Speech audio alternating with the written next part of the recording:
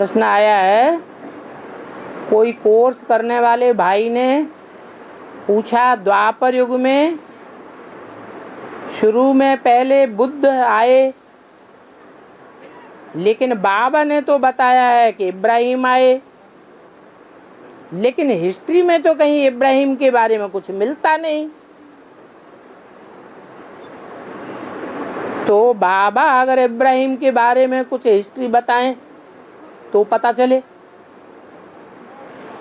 History दुख की लिखी जाती है या सुख के टाइम में लिखी जाती है? दिन गिनने को हिस्ट्री कहा जाता है।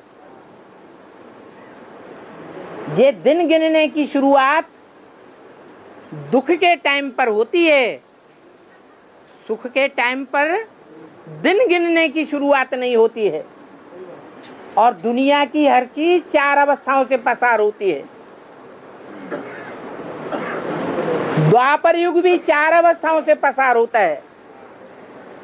पहले कौन सी स्टेज थी द्वापर की शुरुआत में? सतो प्रधान स्टेज थी। तो सतो प्रधान जो स्टेज थी द्वापर की, उसमें दुख अनुभव होगा नहीं होता, इसलिए उनकी हिस्ट्री लिखने की दरकार है ही नहीं।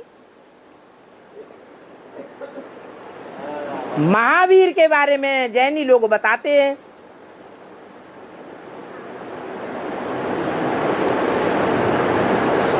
कि 2500 साल पहले महावीर आए। भगवान महावीर, उससे पहले 23 तीर्थंकर और आए।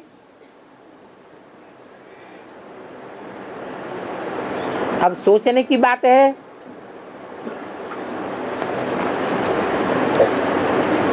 कि भगवान जो हैं वो दुख की दुनिया में आवेंगे या द्वापर शुरू होते ही आ जावेंगे?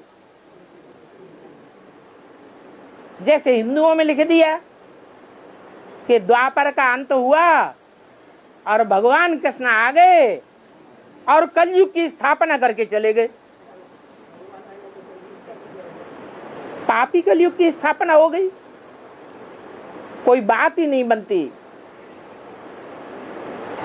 महात्मा बुद्ध द्वापर युग शुरू होने के 500 वर्ष के बाद आए।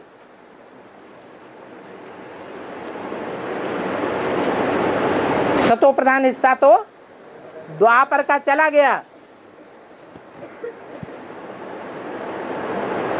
रजो प्रधान हिस्से का भी अंत आने लगा।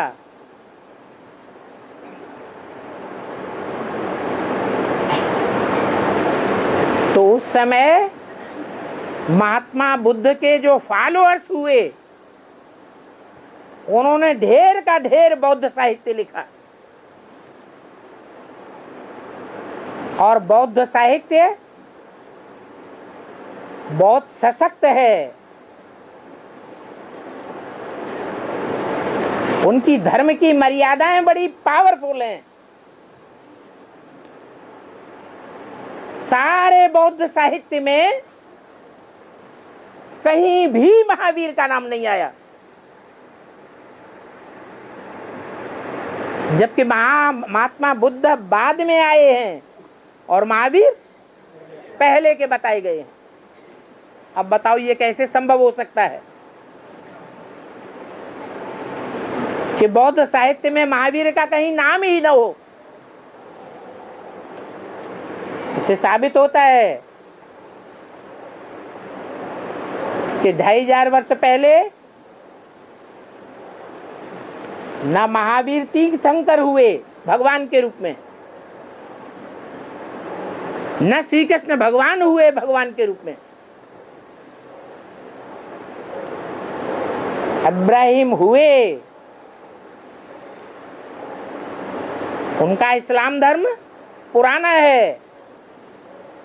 इस्लाम धर्म की हिस्ट्री मिलती है, लेकिन उसका जो पैगंबर है उसकी हिस्ट्री इसलिए नहीं मिलती है कि उस समय इतना दुख की शुरुआत नहीं हुई थी। इसलिए तवारीख नहीं है और इब्राहिम का नाम निशान भी नहीं है,